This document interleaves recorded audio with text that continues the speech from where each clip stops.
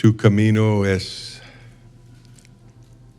nuestro gozo y queremos escoger el camino del Espíritu todos los días de nuestra vida para no perder ninguna bendición que tienes para nosotros y que no fallemos en compartir con otros tu vida, que no dejemos de ser una luz, cada uno de nosotros. Señor, debemos ser luces a este mundo.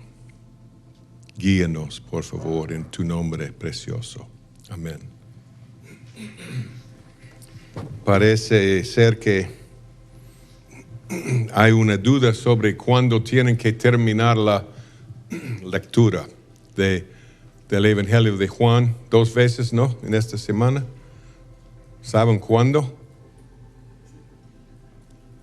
No para la semana entrante, para mañana, sí, a más tardar, terminar la segunda lectura.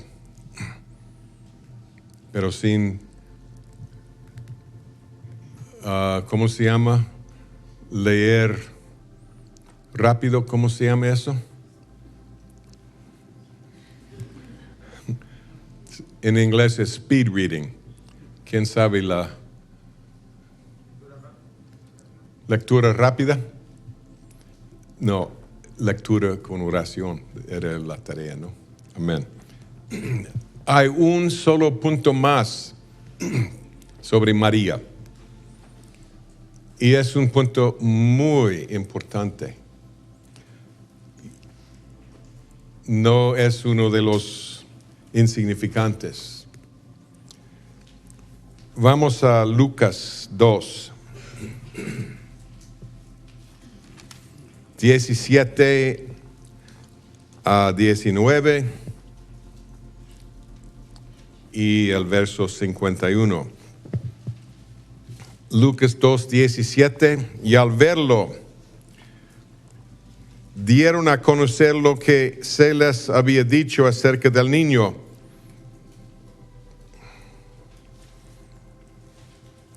Y todos los que oyeron se maravillaron de lo que los pastores les decían.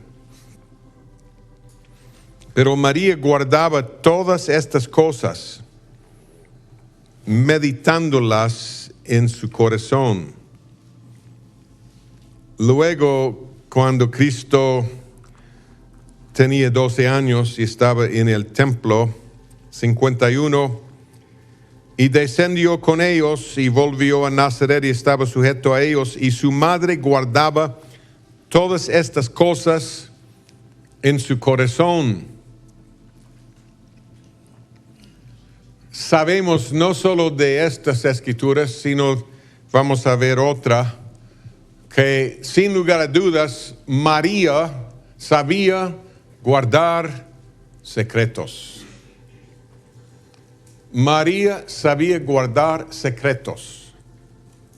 ¿Qué tan importante era eso? En Juan 7, 3 a 5, sus propios hermanos en la carne lo rechazaban, pensando que no era alguien importante. Sus propios hermanos, los hijos de María. En el mismo capítulo 7 también, 6 de Juan, 7 de Juan, la gente tenía una lucha. Algunos decían que era buen hombre, otros decían que era un engañador, y algunos aún decían que era el Cristo, el Mesías. Pero, fíjense, en Juan 7, versos 3 a 5, sus propios hermanos en la carne no creían en él. Entonces, obviamente no escucharon nada de María. ¿Sí? En esa época, mucho más que ahora, los niños honraban a sus padres. Y esos hombres, hermanos de Jesús, eran hombres muy especiales en el sentido positivo, no negativo.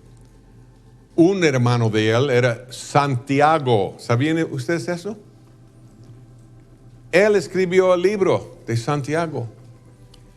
Él llegó a ser la cabeza de la iglesia en Jerusalén. La Biblia lo dice. El líder de la iglesia. El Santiago, que era el hermano de Juan, Herodes lo mató. Hechos 12 lo dice. Él no era el líder de la iglesia. El Santiago, hermano de Jesús, sí. ¿Qué hombre? Judas, ¿qué hombre? Eran buenos hombres. Y si María les hubiera dicho, no, hijos, Él es Dios. Déjenme explicarles cómo fue la cosa. Ahora, en Hechos 1:14, los hermanos de Jesús están en el aposento alto con María. María empezó a compartirles sus secretos. Qué tremendo era el aposento alto con los 120. Amén. ¿Pueden ustedes imaginarlo? Con María allí. Y también los apóstoles. Déjanos decirles lo que pasó sobre el mar de Galilea. Cuando él caminaba sobre el agua. Déjenos explicarles lo que sucedió en el monte de la transfiguración. No hemos tenido la libertad y permiso del Señor para compartirlo. Él nos dijo que lo guardáramos y lo hemos hecho, pero ahora Él estaba ahí con Moisés y Elías. Y imagínense lo que les compartía María. Déjenme explicarles sobre Gabriel y cómo él me visitó. Y cómo la mamá de Juan el Bautista dio a luz a Juan en su vejez. Qué secretos, qué gloria en ese aposento. Pero ella guardaba los secretos aún de sus propios hijos. Pablo y Juan sabían guardar secretos. Pablo escuchaba cosas en el tercer cielo y dijo que no era lícito compartirlas.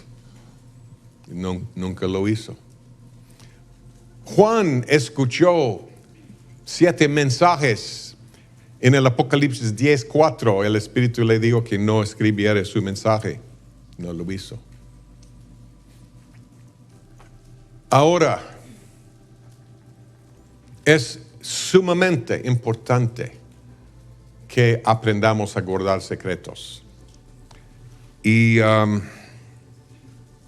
casi no hay un ser humano que lo haga.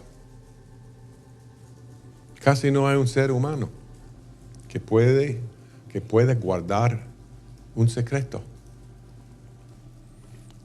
En el tiempo del fin, vemos una verdad en Josué en el principio, porque según Pablo todo eso va a repetirse en el fin. Y el Señor les dijo, ustedes, a través de Josué, ustedes no han pasado por este camino antes. Nadie ha pasado por este camino antes. Y es lo mismo en el fin.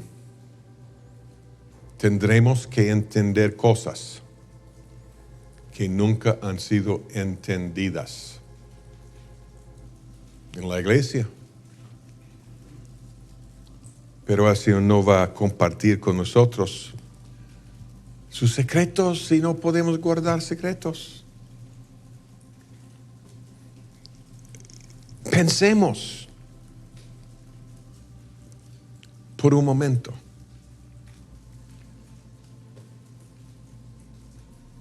Porque algunos tal vez piensen, no, pero el hermano Marvin está tratando de estirar el tema de María un poco, diciendo que guardaba secretos, alargar, mejor dicho, la enseñanza sobre María. No. Esto es uno de los puntos más importantes de la vida de María. ¿Por qué? Primera de Corintios 2:8 dice que si los príncipes de este mundo hubieran sabido quién era Jesús, no lo hubieran crucificado. Fíjense, imagínense cuánta prueba era para María estar allí cuando la multitud clamaba, crucifícalo. María pudo haber dicho, ¿ustedes recuerdan la visita de los magos hace 33 años? Ah, sí, apenas, pero seguro que muchos hubieran podido recordar eso. ¿Ustedes recuerdan que en Belén hubo un rumor de los pastores de las ovejas del templo, a quienes los ángeles aparecieron?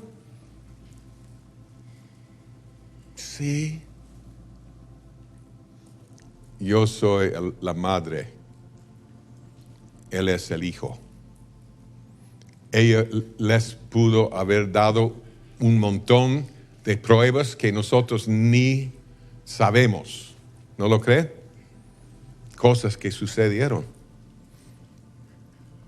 para confirmar que era el Mesías. Los ángeles dijeron que es el Mesías. ¿No pueden matarlo? O sea, tu salvación dependía de que María pudiera guardar un secreto, o podía guardar secretos. No es un puntito de poca importancia. La salvación del mundo dependía de esto. Amén. Ella tenía que guardar este secreto de los hijos para que Jesús tuviera una vida normal y para que los hijos tuvieran vidas normales. ¿Pueden ustedes imaginar esto? Cuidado, Santiago, Él es Dios. Estás viviendo con Dios, yo lo sé, Judas. Por eso tengo mucho cuidado cuando estoy con Él y hago lo que quiera cuando esté afuera. Cuando estoy fuera. Imagínense, 30 años o 20, 25, viviendo con Dios. Qué vida hubieran tenido, ¿no? María guardaba el secreto. Es inconcebible.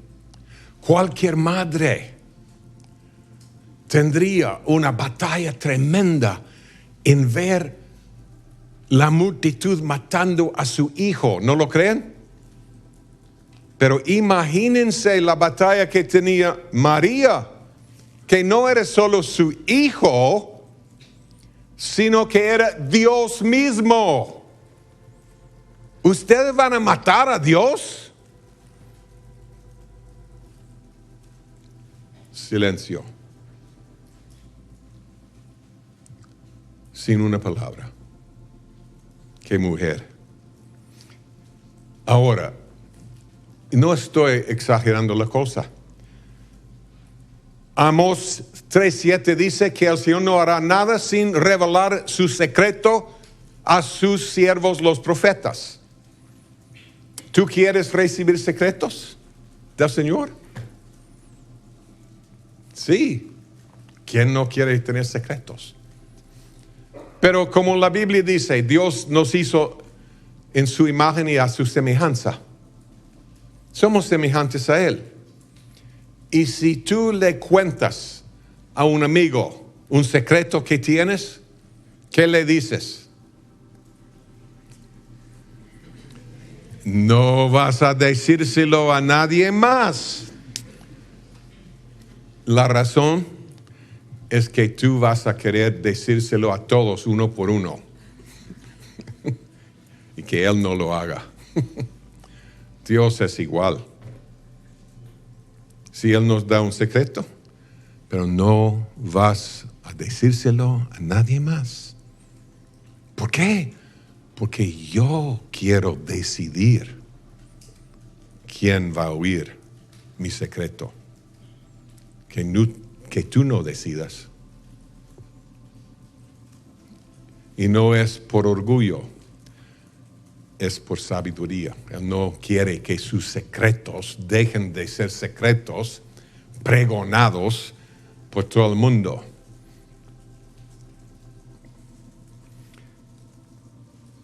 ¿Quieres aprender a guardar un secreto? Porque escuchen, si no aprendemos a guardar secretos, no participaremos en la gloria que será revelada en el fin.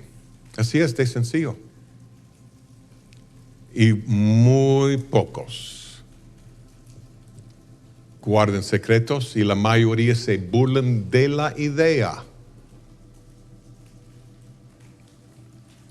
Pero si tú quieres aprender a guardar secretos, no es tan difícil. La próxima vez que escuches un rumor, un buen chisme jugoso, que el chisme se quede contigo y no vas a repetirlo. Que la cadena sea rota contigo. Amén. Que sea nuestra costumbre. No repetir cosas que hemos oído. Además, vamos a escaparnos de ser mentirosos. Porque nunca en mi vida ministerial, nunca, en serio, nunca he oído un rumor que al investigarlo no tenía mentira metida. Cosas falsas. Parte de la razón es porque los seres humanos tenemos la tendencia de exagerar. ¿Sí o no? Alguien nos tira una piedra así y después de contarlo 10 veces, la piedra es de este tamaño. Además, los demás, cuando han oído del teléfono descompuesto, cuando es repetido, de repente es enorme, de 10 toneladas. Así somos. Rumores, yo diría que nunca tienen toda la verdad. Y si los repetimos, estamos participando en mentiras. La ciencia tiene que ir en aumento. Daniel 12, el Señor dice que la ciencia irá en aumento. Y no es solo ciencia espiritual, natural, sino también es la ciencia espiritual. Y lo natural siempre va de la mano con lo espiritual. Es una ley de la vida y es bíblico. Primero lo natural, después lo espiritual. Ahora, la ciencia natural ha ido en aumento. Primero lo natural, ¿ahora qué? ciencia increíble viene. Ciencia espiritual.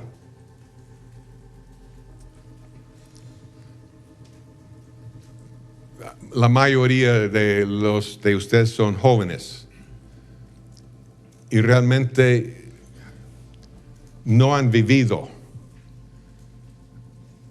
durante el tiempo cuando hubo muchísimos cambios en la ciencia natural.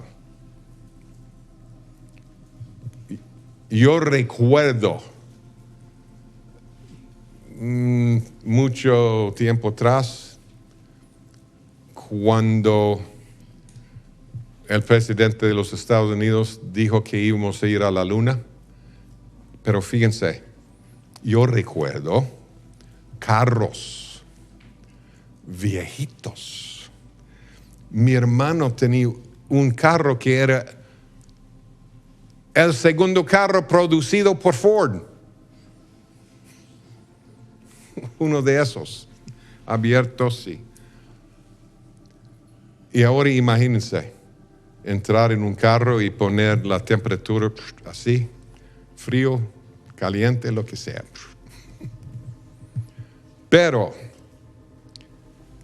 en 1900, el año 1900, todo el mundo entero solo usaba carruajes y caballos. ¿Sí? El hombre llegó a la luna 69 años más tarde. Inconcebible. La ciencia iba en aumento. Cuando yo tenía 12 años, yo anhelaba tener un radio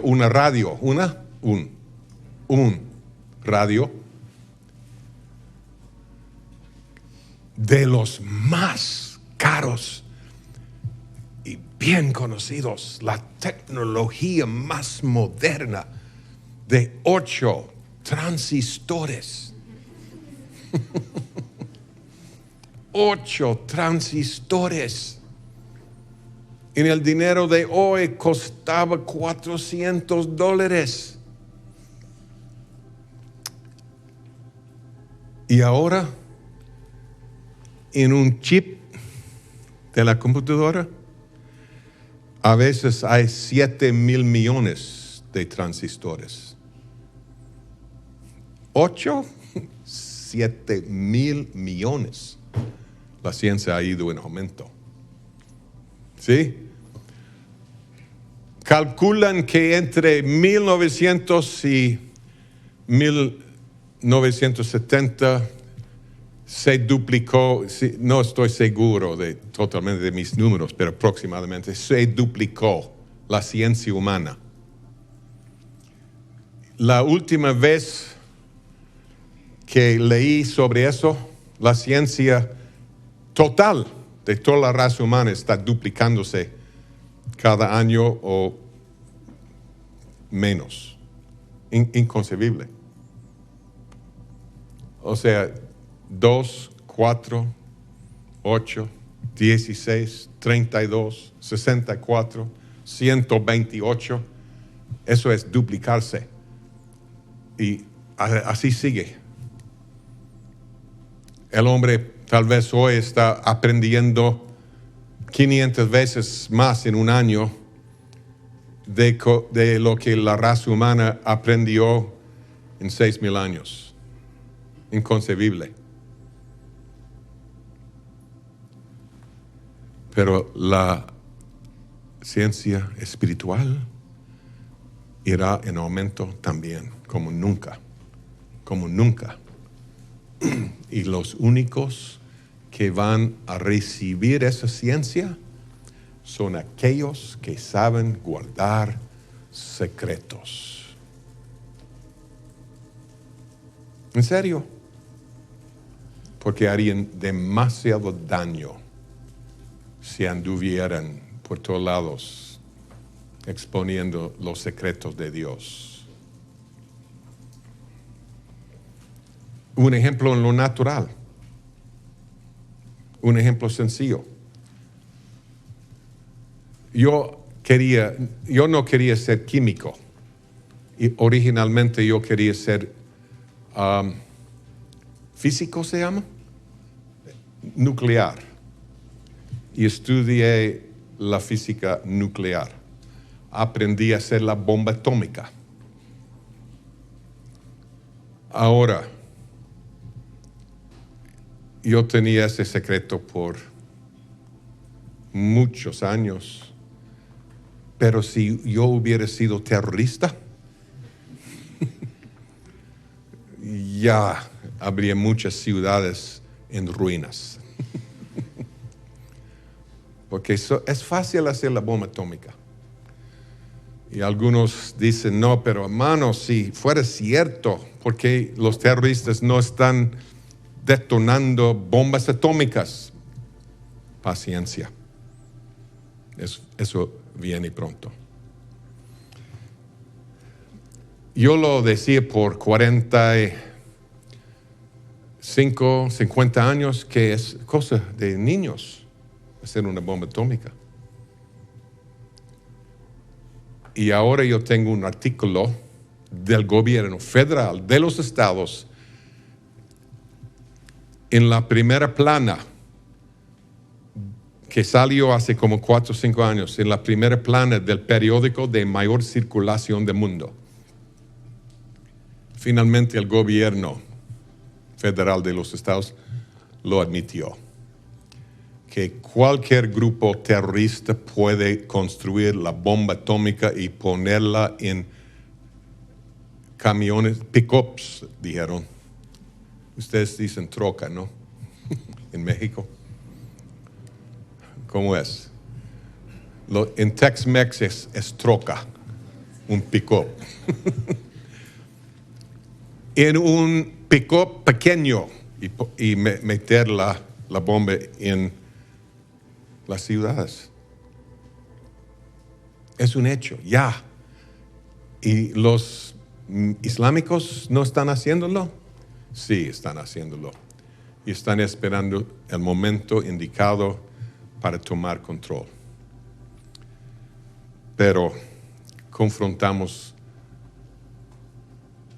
el fruto de secretos expuestos a personas que no debieran conocerlos en lo natural.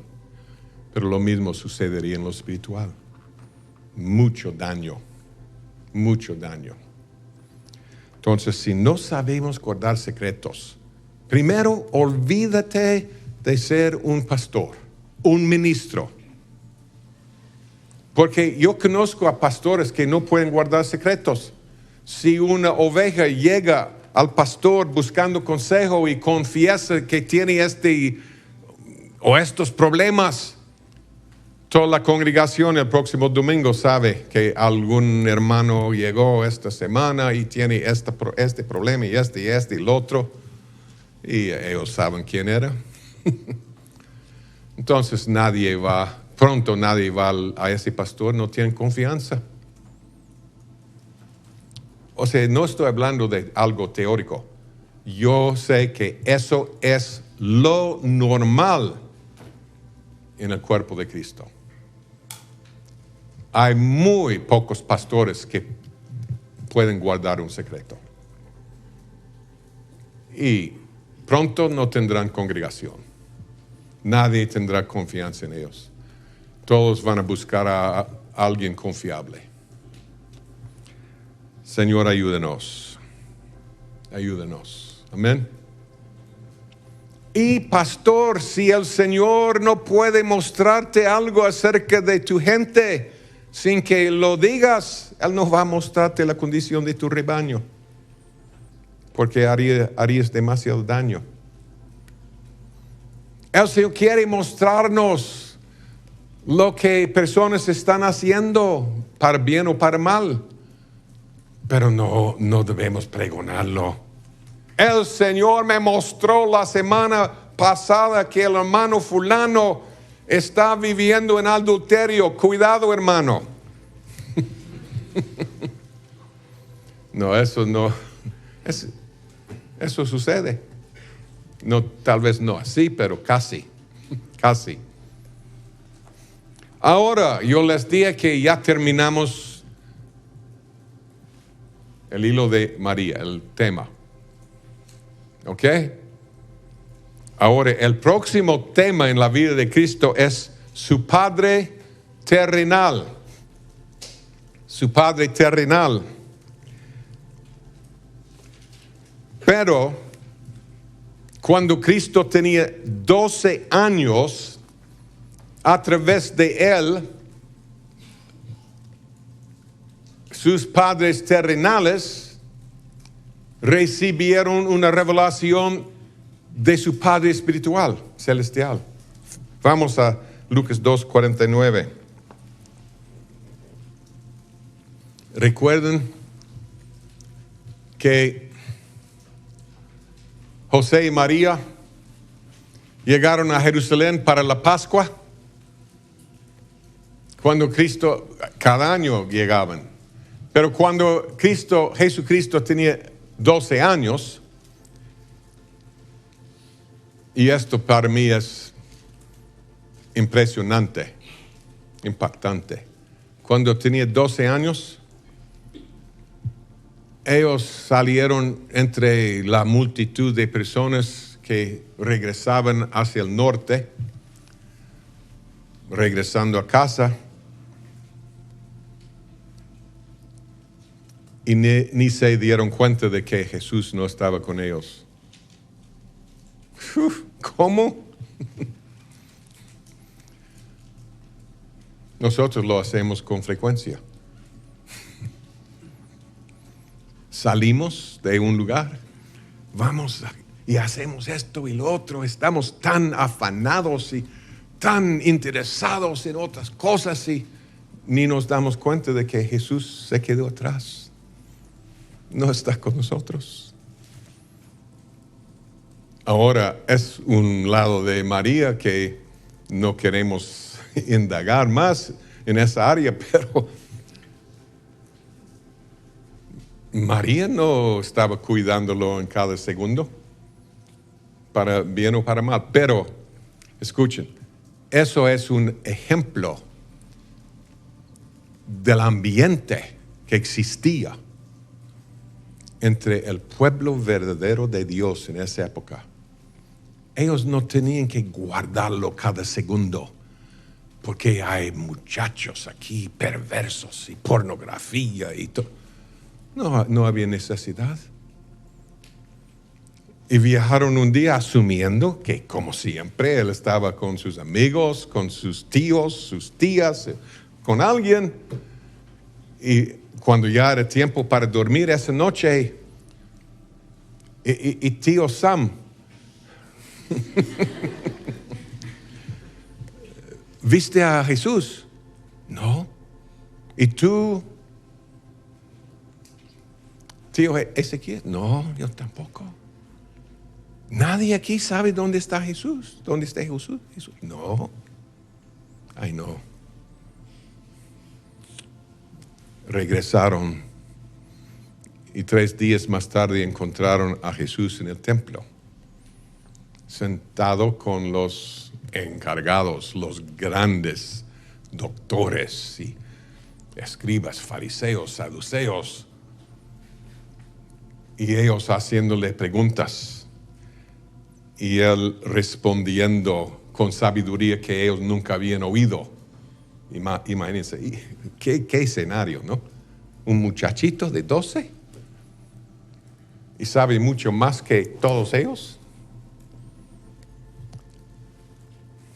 A propósito, no porque era Dios. Es lo que vamos a ver en el estudio, en la segunda parte del estudio de la vida de Cristo.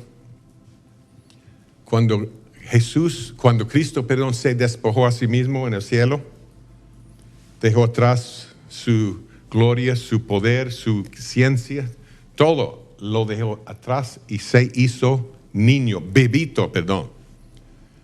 Él no estaba en el pesebre diciéndose, tengo que tener cuidado de no hablar aquí. No quiero que sepan que soy Dios en la carne. Voy a guardar el silencio hasta que yo tenga 1 año o 1 año y medio. No, Él se hizo bebito en todo sentido. Hebreos nos dice en el capítulo 2 que Él llegó a ser semejante a nosotros en todo. Él no sabía nada. La Biblia dice que Él creció en estatura y en sabiduría y en gracia. Uno no puede crecer en sabiduría si sabe todo. Él no sabía todo. Entonces, ¿cómo pudo tener tanta revelación con 12 años de edad? ¿Cómo? Porque amaba la verdad, amaba la presencia de su Padre, pasaba tiempo con Dios, pasaba tiempo escudriñando las Escrituras, no por ser Dios. Oh Señor, haznos ser así. Amén. Haznos ser así. Y ellos llegan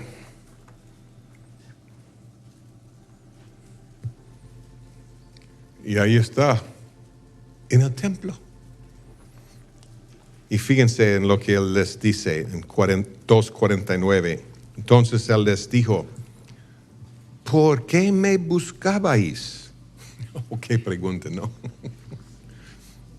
¿Por qué me buscabais?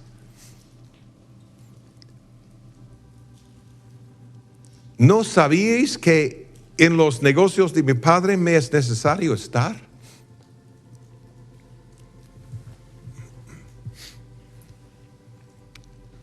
Pongámonos ahí, en ese momento. ¿Qué? Él ahora sabe quién es su Padre. María no se lo dijo.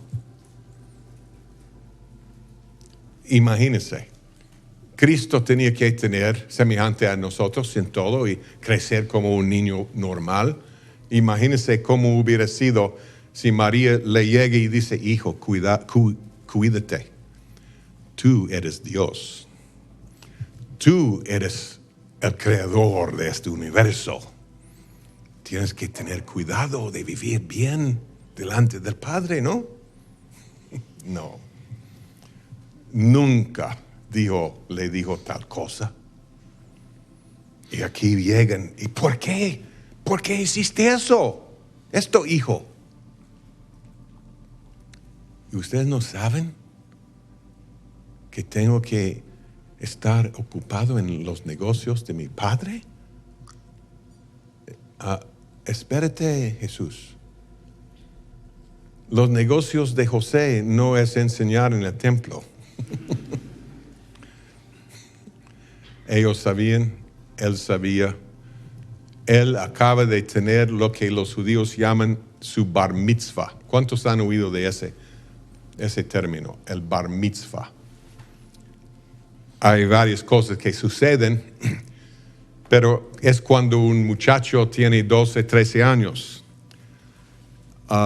Es cuando, entre otras cosas, cuando un muchacho llega a ser responsable ante Dios de guardar la ley. De ahí en adelante, los padres saben que no es responsabilidad de ellos que si ese niño peca, su pecado no va a caer sobre los padres. Él tiene que guardar la ley. Cristo acaba de tener su bar mitzvah. Ya sabe quién es su padre, quién es Él. Ya tiene su nivel de madurez. Tengo que estar ocupado en los negocios de mi Padre. Ahora escuchen, esto sí es sumamente importante. ¿Cuáles llegaron a ser los negocios de su Padre? verso 51. Y descendió con ellos y volvió a Nazaret y estaba sujeto a ellos. Y su madre guardaba todas estas cosas en su corazón. Los negocios de su padre, con tanta madurez, con tanto entendimiento, era estar sujeto a José y María. Por 18 años se sometía. Eso sí, es impactante. Él sometiéndose a criaturas que Él creó, con todas sus fallas, equivocaciones, se sometía.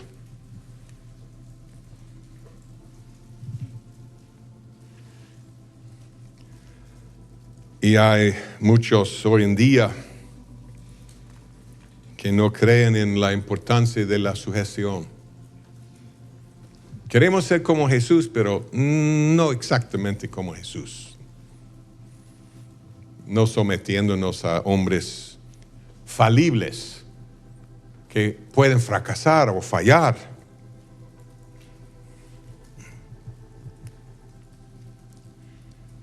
El Señor nos dice en Efesios que nos sometamos los unos a los otros, pero también ustedes han oído, creo que la mayoría aquí, de lo que Jesús hizo en el fin de su caminata en esta tierra. La palabra milagro y la palabra señal es la misma palabra en el griego. Cristo hacía señales. Todos sus milagros eran señales. No solo para sanar a fulano porque pobrecito tiene fiebre. Sánalo. No. Cada milagro que Cristo hizo era una señal. Él estaba mostrando verdad. Fíjense en una de las últimas señales, cuando les dijo a 2 de sus discípulos que entraran a Jerusalén y que encontrarían a un hombre con un cántaro de agua.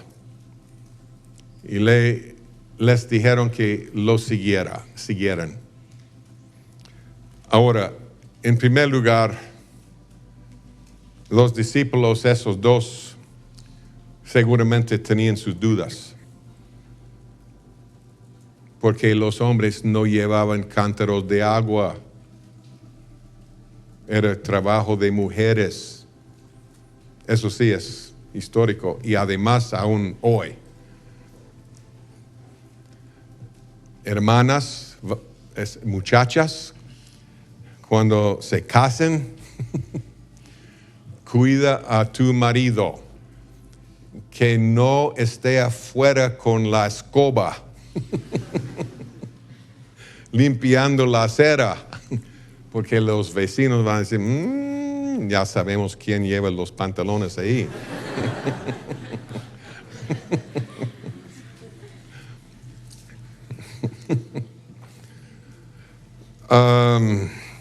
Mi esposa podría decirles muchas experiencias sobre cómo guardaba mi posición en la casa como el marido y no la mujer. Bueno, pero cuando entran a Jerusalén, ¿qué es Jerusalén? Señal, ¿no? Todo este evento es una señal. La Biblia dice que Jerusalén es la iglesia. Amén. Es Hebreos 12, por ejemplo, y otros lugares. Muchos otros lugares, pero es la iglesia. Cuando entren a Jerusalén, van a encontrar a un hombre con un cántaro de agua. Síganle. Un hombre que tiene agua viva. Hay que seguirlo. ¿Por qué? Porque Él va a llevarlos a un aposento alto. Y allí voy a encontrarme con ustedes. Qué tremendo, ¿no? Que el Señor nos muestre la importancia de seguir. Algunos dicen, no, yo no sigo a ningún hombre. Eso es muy común en la iglesia. Yo no sigo a ningún hombre. Yo les doy un reto. Muéstrenme un tiempo en la historia del pueblo de Dios cuando ellos no estuvieran siguiendo a un hombre. Y ustedes van a poder encontrar esos lugares. Pero yo puedo garantizarles que estaban en el cautiverio, bajo el pie del enemigo. El Señor siempre tenía hombres, los jueces, los profetas, los reyes, guiando al pueblo de Dios. Y siempre cada hombre de Dios que llegó a ser grande era sujeto primero a otros. Moisés sujeto a Jetro. Josué sujeto a Moisés. Amén. David sujeto a Saúl. Etcétera, etcétera. Timoteo sujeto a Pablo. Los apóstoles sujetos los unos a los otros. No eran llaneros solitarios. Que el Señor nos dé esa gracia que Cristo tenía de someterse. Era el negocio de su padre por 18 años. Ahora, hablando de su padre terrenal, vamos a Mateo 1. Mateo 1.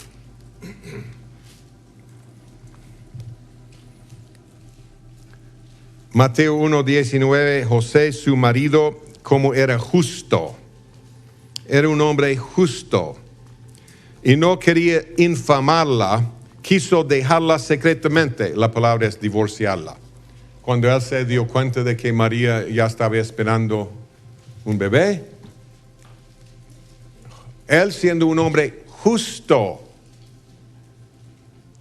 quiso divorciarla secretamente. Imagínense. Después, dice, después de haber oído de Dios y que sabía que María no había caído, fíjense en versos 24 y 25. Y despertando José del sueño, hizo como el ángel del Señor le había mandado y recibió a su mujer, María. Pero no la conoció hasta que dio a luz a su hijo primogénito. Le puso por nombre Jesús.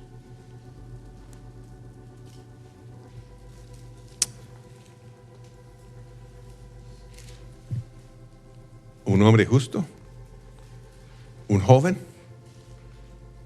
Qué carácter, qué dominio propio. Qué dominio propio. Viviendo, yo estoy seguro que María era una belleza, ¿no? Una mujer bella. Ese joven vivió con ella durante meses sin tocarla. ¡Qué hombre! Pocos jóvenes varones podrían hacer eso. Pero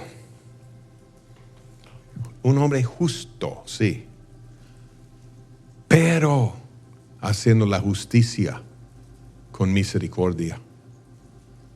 Él quería divorciarla secretamente.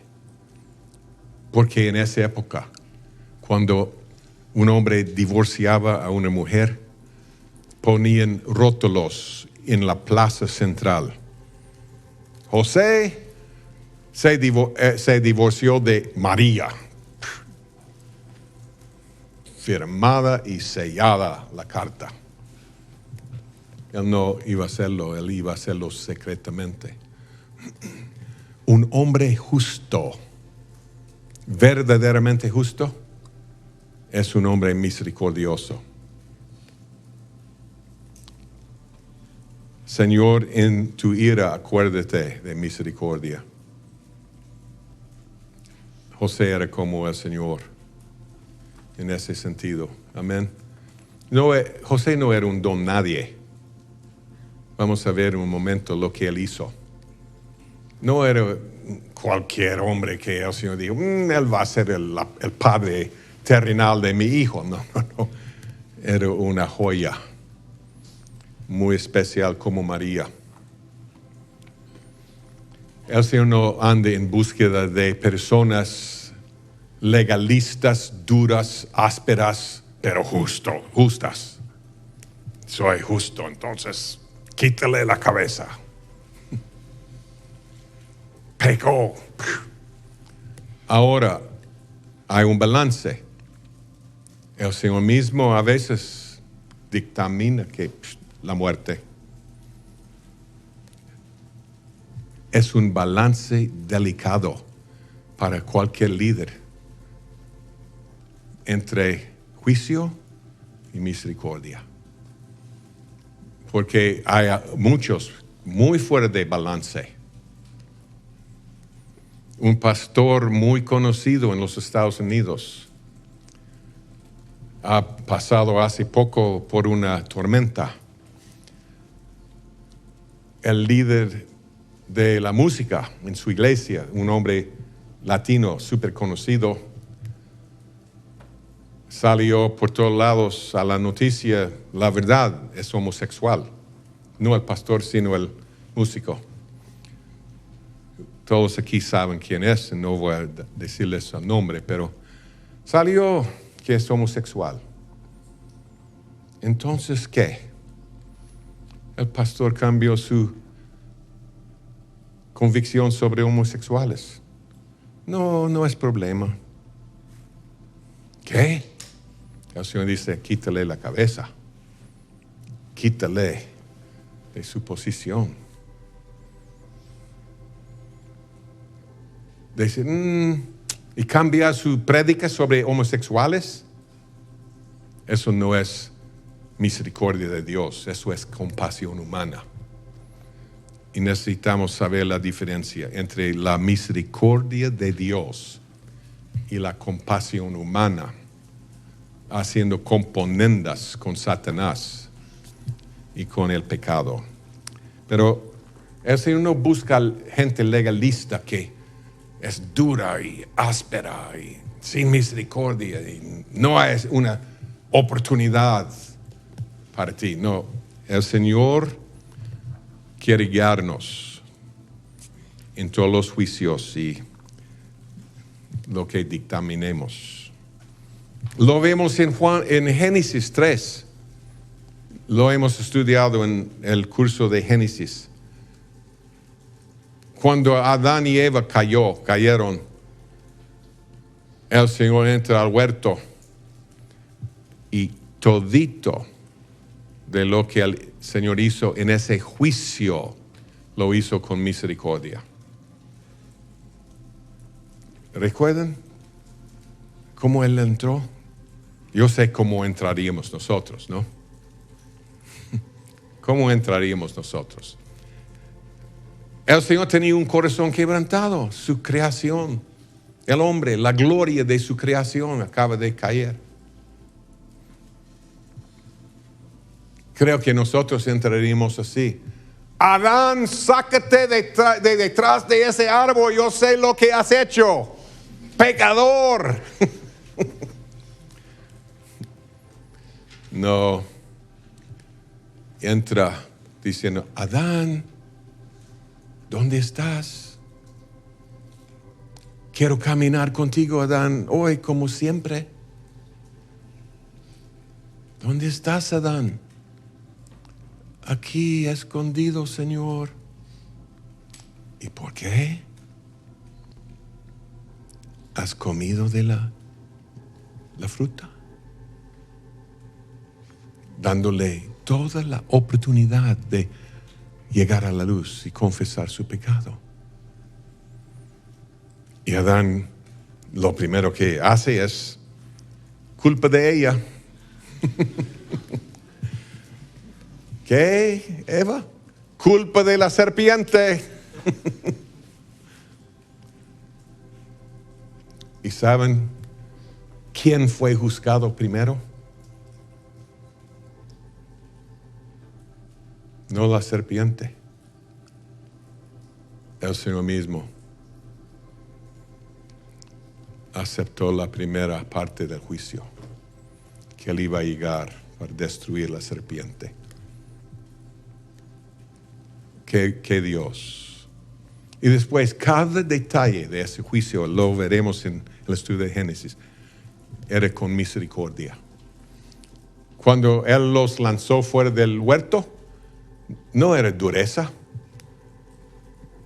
Estoy seguro que Adán estaba muy agradecido, porque el Señor dijo, tienen que salir del huerto para que no extiendan la mano y coman del árbol de vida y que así vivirán para siempre, eternamente. ¿Cómo sería la vida actual en este mundo si no podríamos morir? ¿Cómo sería? ¿No poder morir? Tienes un accidente en el carro y pierdes la cabeza, pero no puedes morir. Eternamente vas a vivir sin cabeza, o la cabeza solita, o tienes cáncer o una enfermedad horrible, dolores insoportables. No hay salida, no hay escape. Oh, qué lindo es el Señor. Dice, no, pero van a estar aquí solo por un rato para llegar a conocerme mejor y después los llevo al cielo. Que Dios es el nuestro. Amén. Ahora, en tu ira, acuérdate de misericordia. Es su naturaleza y es lo que era José. Y en los Salmos, la palabra santos aparece 20 veces aproximadamente. Y en 16 de esas veces en el hebreo es los misericordiosos. Son los santos, los misericordiosos. Lo que José estaba haciendo. O sea, si buscas la palabra en el hebreo, vas a ver que quiere decir aquellos que doblegan, se dice la cabeza o inclinan la cabeza delante de una persona igual. Pero en el hebreo el concepto es demostrar misericordia. Está bien. Es ser misericordioso. Y la razón muchas veces porque no mostramos misericordia es porque no consideramos al otro igual con nosotros. Es inferior. Pero si es el presidente, oh sí, mucha misericordia lo merece él. Pero no, José estaba inclinando la cabeza a María, tomándola como un igual, una persona igual a él, tan buena como él. Es lo que quiere decir santos. Pero consideremos por un momento el compromiso que José le hizo a María. ¿Qué sacrificio? Él se identificó con ella en lo que todo el mundo veía como pecado. Él estaba diciéndole al mundo, no al Señor, no a María, no a personas entendidas, pero él estaba diciéndole al mundo, es mi hijo. Si caímos en la fornicación. ¿Sí o no? Es lo que todo el mundo pensaba. Cuando él la tomó, estaba admitiendo para ellos, para su forma de pensar, admitiendo que era su hijo, su pecado. Se identificó con la culpabilidad de María ante el mundo. ¿Saben qué es lo que Cristo hizo para la iglesia? Para su esposa. Al que no conoció pecado, por nosotros lo hizo pecado. Cristo es 2 de Corintios 5, 21. Cristo llegó a ser pecado. Se identificó con la esposa.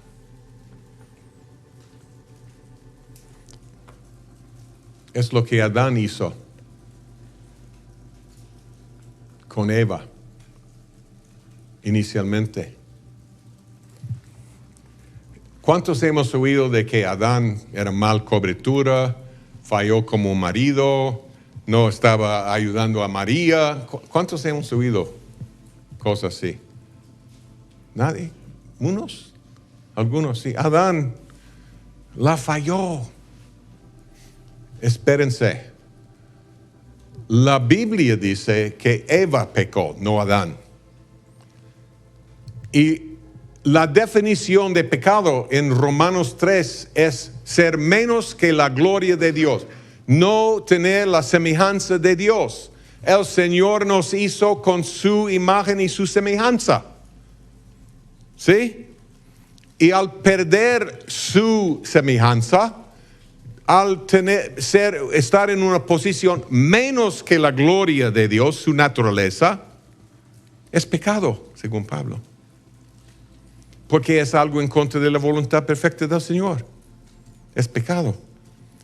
La voluntad perfecta del Señor es que seamos perfectos. Que seamos como Él. Amén. En todo. Y Él hizo a Adán así. Adán como Cristo tenía el carácter de Cristo, el amor de Cristo, la ternura de Cristo, la sabiduría del Señor. ¿Entienden? Ahora, si él falló a Eva, entonces él pecó primero, no Eva. Él manifestó una debilidad en su carácter primero, antes que Eva. ¿Captan eso o no? Entonces, ¿por qué comió Adán el fruto? Precisamente porque era como Cristo. En ese momento, en ese instante, que Cristo iba a hacer exactamente lo mismo para su esposa. Y por supuesto, al comer el fruto, cayó, perdió la imagen y semejanza de Cristo, por supuesto. Pero la pregunta debiera ser, ¿por qué se identificó con Eva? Vamos por un segundo a Romanos 5.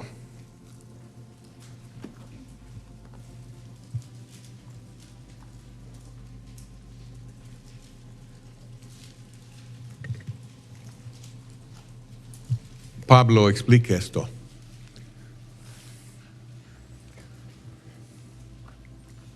(5:14) No obstante, reinó la muerte desde Adán hasta Moisés, aun en los que no pecaron a la manera de la transgresión de Adán. Fíjense, no pecaron a la manera de la transgresión de Adán, el cual es figura del que había de venir. ¿Quién había de venir? Cristo, amén. Y Adán era figura de Cristo. Era la transgresión de Adán, según la figura de Cristo. Él se hizo pecado, se identificó con Eva, estaba dispuesto a morir con Eva. Y él murió en ese instante. Cristo también murió cuando él tomó los pecados. Entonces, José manifestó la naturaleza del Señor cuando tomó a María y se identificó con lo que el mundo pensaba que era pecado. ¿Estamos dispuestos a hacer lo mismo por otros? ¿Dar la impresión de que somos culpables? Máxime para la pareja matrimonial. ¿Estamos dispuestos a encubrirla, protegerla o protegerlo y hacer un compromiso total? Yo recuerdo a un hombre hace muchos años y me habló un día un cristiano y me dice: hermano Marvin, yo no sé qué voy a hacer. Es que yo estoy corriendo en pos del Señor, pero mi esposa no. ¿Qué hago? Ella no tiene el hambre de Dios que tengo yo. Le dije: ten cuidado, hermano, porque el Señor puede darle a ella un hambre que nunca has tenido. Exactamente lo que sucedió hasta el día de hoy. Ella corre en pos del Señor con toda la fuerza y él tibio. Señor, ayúdenos a identificarnos con los débiles. Yo recuerdo hace años, tuve una visión muy, muy clara. Y en la visión yo estaba delante del Señor en el juicio final, mi juicio, no el juicio general. Mi juicio, porque al morir todos confrontamos el juicio. Y yo estaba ahí parado delante del Señor. Y sabía que el Señor estaba contento con mi vida. Yo, muy feliz, estaba para entrar al cielo. Y con mucho gozo. Hasta que el Señor me hizo una pregunta. ¿Y dónde está tu esposa? En ese sentido, yo me sentía súper solo. Solito. Y miré hacia atrás y mi esposa ahí atrás tratando de alcanzarme, esforzándose, incluso en un pantano tratando de salir. Y yo le pedí al Señor con todo el corazón: Señor, permite que yo regrese para mantenerla a mi lado, para caminar con ella, para que podamos entrar juntos en la herencia. Es lo que el Señor quiere para cada pareja, que entremos juntos a lo que Él tiene para nosotros. Amén. Ahora, pensemos por un momento. ¿Quieren ponerse de pie? ¿O están bien? ¿De pie? Solo por un cambio de posición. Ya hemos visto el compromiso de José a María, pero consideremos por un momento el compromiso de José a Dios mismo. Les expliqué algo de la esperanza de los judíos hasta el día de hoy, ¿no? Que hasta el día de hoy los judíos tienen la esperanza de que su primogénito sea el Mesías, sea su primer varón, que sea el Mesías. yo entendí lo profundo de ese deseo en los judíos en un viaje a Israel hace muchos años, y teníamos un guía para visitar la Tierra Santa. Se llamaba Tony. Y Tony nos hizo claro que era ateo, secular. Entonces un día, pueden sentarse, un día en el tour, yo era el encargado del tour, entonces tenía contacto constante con Tony, y un día le pregunté, Tony, ¿qué porcentaje de judíos, a tu parecer, aquí en Israel, creen que un Mesías viene? Y se quedó mirándome como si fuera yo un loco. Porque, escuchen, Tony era un hombre de negocios de mucho éxito que vivía en Nueva York.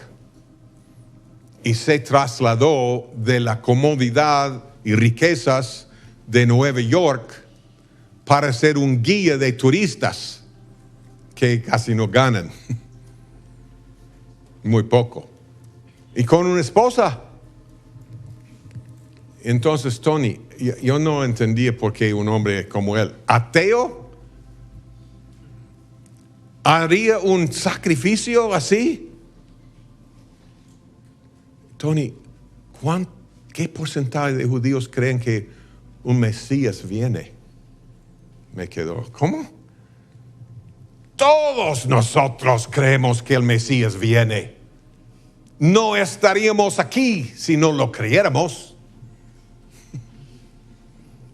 O sea, para él, el Mesías viene para conquistar el mundo y ellos van a gobernar. Pero todos los judíos, básicamente, aún muchos seculares, creen que un Mesías viene. Solo no entienden que el Mesías ya vino. Ahora, yo les expliqué que los judíos siguen creyendo eso, esperando que su primogénito, varón primogénito, sea el Mesías. Pero fíjense en José. Otra vez, cuando leamos la Biblia, pongámonos en los escenarios. Amén. Participemos en el evento. Fíjense en José. No era un don nadie. José era uno en el linaje de los reyes. El Mesías tenía que venir a través del linaje de David. Sí, ellos lo sabían. Todavía lo sabían hoy, pero no saben si tal vez yo soy de David. Quiero darles una noticia. Yo sí soy de David. ¿Ustedes no? El David celestial. Somos de él, de ese linaje. Pero los judíos sabían que el Mesías iba a ser un hijo de David. Pero José, en esa época todos tenían sus genealogías todavía. José sabía que era parte del linaje real. Y los hombres de fe sabían que el tiempo de la venida del Mesías ya estaba a la puerta. ¿Sabemos eso? ¿De la Biblia? ¿O no? ¿Cómo sabemos? Que los hombres de fe en esa época sabían que el Mesías estaba a la puerta. ¿Alguien recuerda cómo? Simeón sabía que no iba a morir antes de ver al Mesías. Los apóstoles mismos, en el principio, dijeron, hemos encontrado al Mesías. ¿Cómo? El otro no le dijo, eres loco. estaban buscando al Mesías. Creían que el Mesías estaba a la puerta. José lo sabía. Y sabía que su primogénito, siendo él del linaje de David, pudo haber sido el Mesías. Y ahora María va a dar a luz al Mesías y no es de él. No es de él.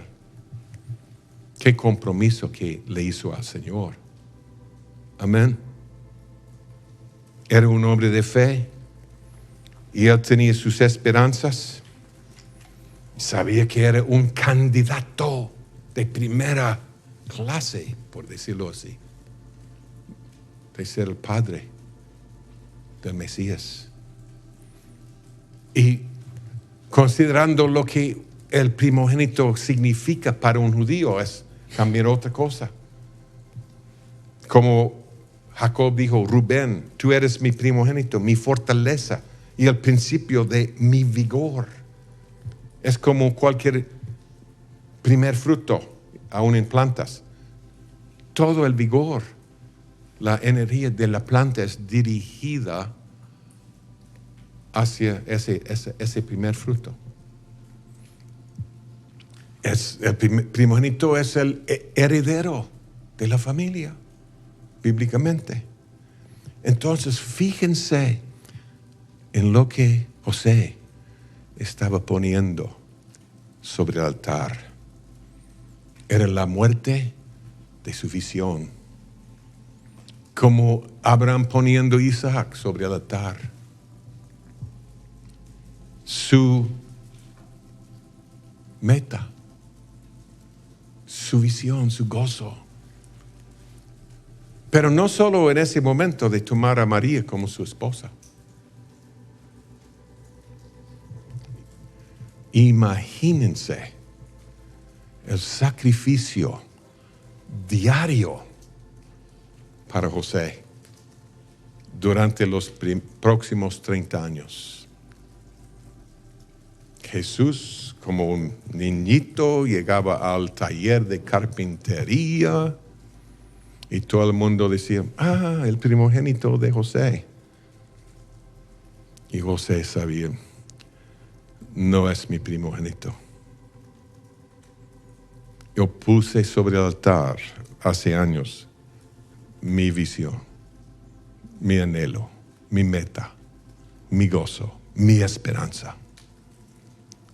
Él no es mi primogénito, pero Él es el Mesías, lo decía dentro. No soy su padre. Y Jesús ahí, tomando día tras día el lugar del primogénito de José en el taller de carpintería. Era un sacrificio constante de años.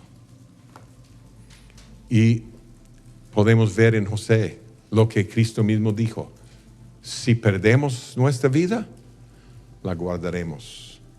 Si la guardamos, la perderemos. José puso sobre el altar toda su visión y gozo y alegría y sus metas. ¿Y qué? Llegó a ser el padre terrenal del Mesías. Qué tremendo. Y seguramente él llegó a entender que no iba a haber un padre terrenal. Que el Mesías tenía que venir del Padre celestial. Pero José era su padre terrenal. Y para terminar esta parte de la vida de José, algunos creen que José murió antes del ministerio de Cristo. Yo creo que es bastante seguro. De alguna forma José murió antes de que Cristo manifestó su gloria. 2 veces la Biblia dice que María guardaba en su corazón esa información. No dice que José y María.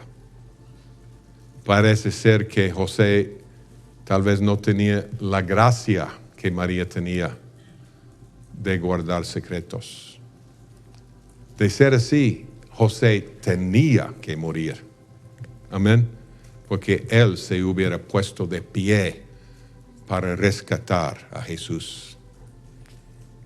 Como varón, macho, ¿no? Ustedes no van a hacer esto. Él es el Mesías. No, mejor que José no estuviera.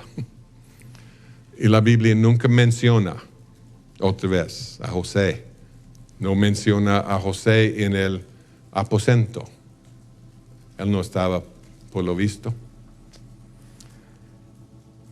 Y José, yo creo que es un ejemplo de la importancia de guardar secretos. Parece ser que él no, porque la Biblia hubiera dicho, el Señor hubiera dicho, y José y María guardaban en sus corazones el secreto.